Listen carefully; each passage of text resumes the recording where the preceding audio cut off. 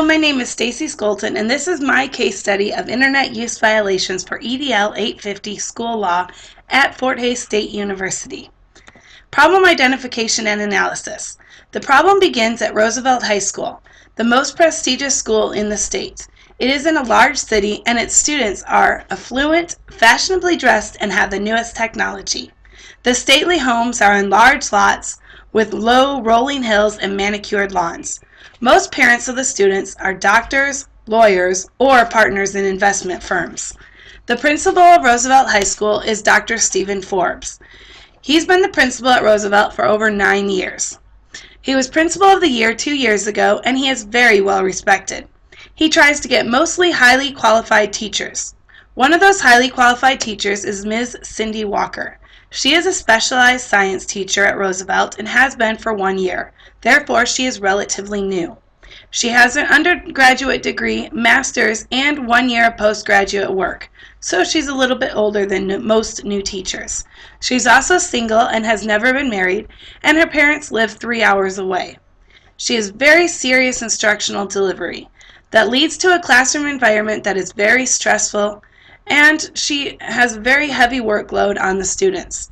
There is intense student competition for good grades, and because of her poor instructions, parents are very concerned and complain to the principal. Dr. Forbes has tried to have intervention meetings with Ms. Walker. He's discussed how to reduce classroom stress and some ideas on how to increase positive interactions. The situation takes place when Ms. Walker has gone home to visit her parents for a 3-day weekend. When she gets back, she has an email leading to a website. The website is very threatening, vulgar, and contains curse words. It has suggestive and critical comments about Ms. Walker, even going as far as to say, "Who wants Ms. Walker to disappear?" This terrifies Ms. Walker so much that she calls Dr. Forbes. In response, Dr. Forbes says, "It's just a prank, and who do you think it was?" Ms. Walker, thinking about all of her students, decides that it's probably Randy Franks. She believes this because he makes snide comments about Ms. Walker to his classmates. He has very disruptive behavior, but he's so clever that Ms. Walker can never prove his misbehavior. She also believes that he could come up with a website because he helps other students with their computers. There are some things that I need to know. I need to know exactly what the policies of the school and district are. For instance, what are the internet usage rules? Was a code of conduct signed by both parents and students at the beginning of the year? And how is discipline handled? Is there a discipline matrix, a discipline committee, or even a safety committee? And what are the anti-bullying policies and procedures, specifically? I also need to know about the website creator. Was it a student, maybe a teacher or a parent? Was it really Randy Franks? Was there more than one person involved in the creation of the website? And was the website made with personal or school equipment? Who had access and knowledge of website creation, and can we trace the origins of the website? It was said that the technologists could, but I'm not sure if that's true or not. I also need to know what kind of support there is for Ms. Walker. We need to know how much intervention and meetings were held to discuss possible solutions before the incident. What were the specific complaints of the parents, and how were they addressed? If they were addressed, were they addressed by giving Ms. Walker a mentor who could help support her?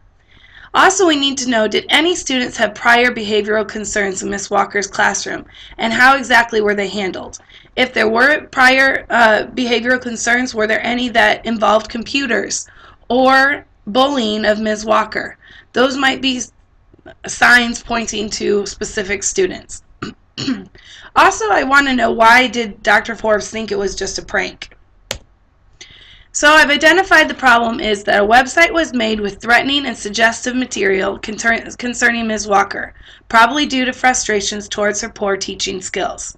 But the real problem is, how do we ensure Ms. Walker's and the students' safety while resolving the problem with equity and fairness? So my proposed plan of action with appropriate strategies for implementation is: Step 1, inform all concerned of the issue. Since this could be a case of libel and/or malice, Ms. Walker should report the situation to the police. Dr. Forbes should file a report of the incident and make sure the superintendent and other administrators are aware of this situation. As he already did, copies of the website and email should be made, and he also should note any other data that needs to be there. For instance, dates the website was accessed, and other important information. Step 2 would be to locate and follow the district and school policy for dealing with cyberbullying. District and school policy should have a step-by-step plan for exactly what he needs to do. If there is one, we need to call a meeting of the school safety committee and figure out what can be done for the safety of our students. Step 3, we need to work with the police and the district technologist to discover the webmaster's identity. Remember I said the district technologist could possibly trace the origin of the website. This could be a case of foreseeable danger, so finding the perpetrator is important. You never know if this student is so angry with Ms. Walker that he might do some school violence, especially in light of all the school shootings and violence we've had lately. Dr. Forbes and Ms. Walker should not immediately jump to accusations of any students, including Randy, until they have substantial proof. It's not fair to Randy to assume that he did wrong.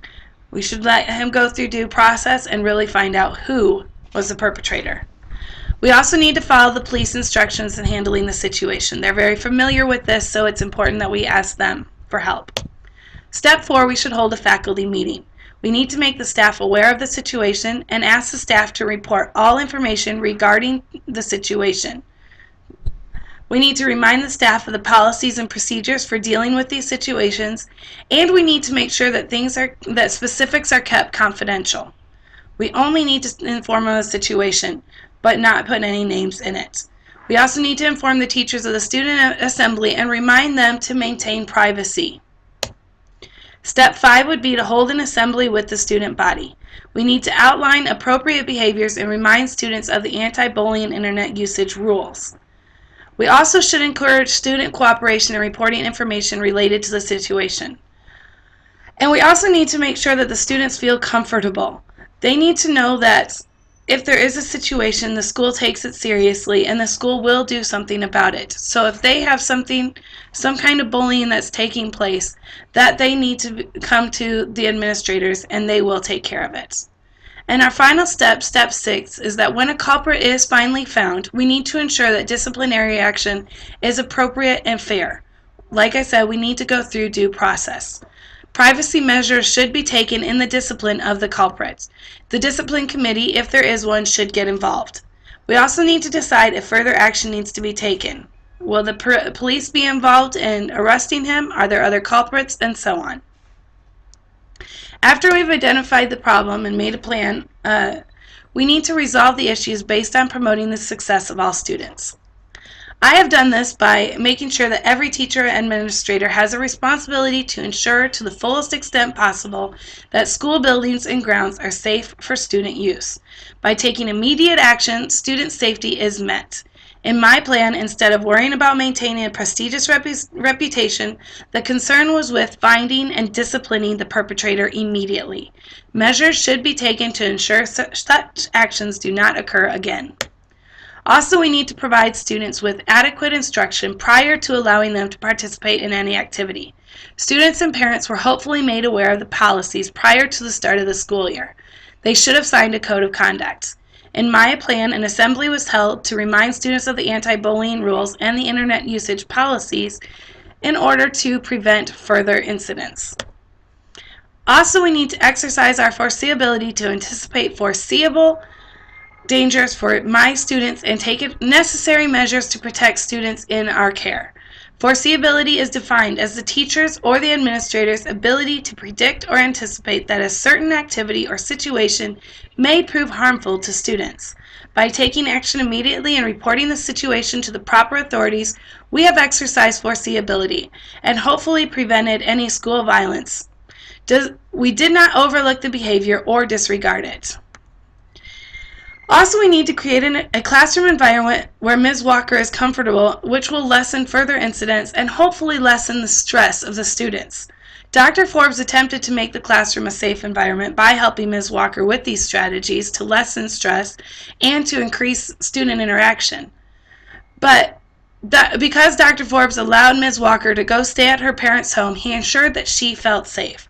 In my plan, Ms. Walker would have a mentor to help her with discipline and curriculum issues. They would also have continued support from me and other administrators within the school so that she felt like she could do her job to the best of her ability. Finally, once the student is found, or the other person, so once the culprit is found, the student who is to be punished should be informed of the rule violation in question and provided the opportunity to respond. He or she needs to go through due process. Dr. Forbes and Ms. Walker should not immediately assume Randy Franks is at fault. He should receive the same fair treatment as other students.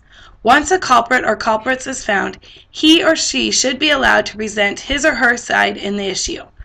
The discipline then should follow the district guidelines and only be as severe as behavior demands.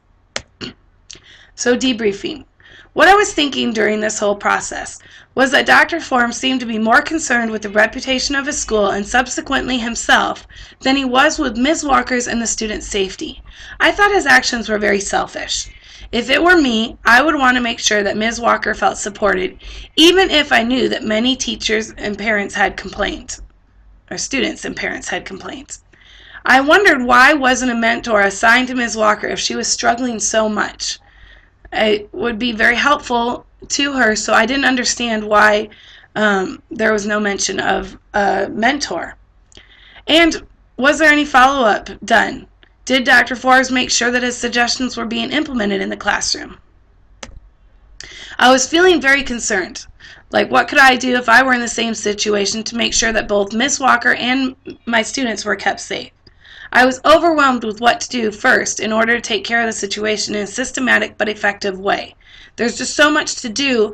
I was like, which one do I do first? Which would be really helpful if I had the policies and procedures outlined for me and so if I had known the school and district policies, I would have been helped.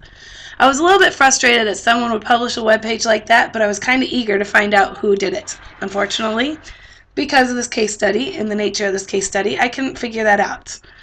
I also felt that Dr. Forbes did not handle the situation well by not informing the police. I thought that was a little bit unethical and did not really show concern for his students or for Ms. Walker for that matter.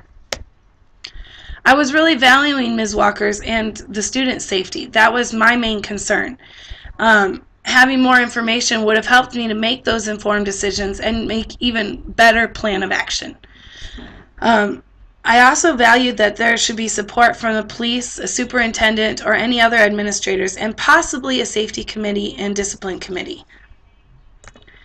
Some of the unresolved issues that we had was who made the website and how will he or she be disciplined? Were the rules and policies effective, or did they need to be updated? So it's something that we should do after we've after the situation has been taken care of. We really need to reflect. And Ms. Walker will need to have some more intervention. Obviously, she's still struggling, and so we need more intervention to help her, but that should come later after we've taken care of the situation. So that she can become a more effective teacher. And how will we provide her with that needed support that she needs? We need to figure that out. Some of the further investigations we should do are that we need to figure out how well our teachers prepared for the rigors of the classroom.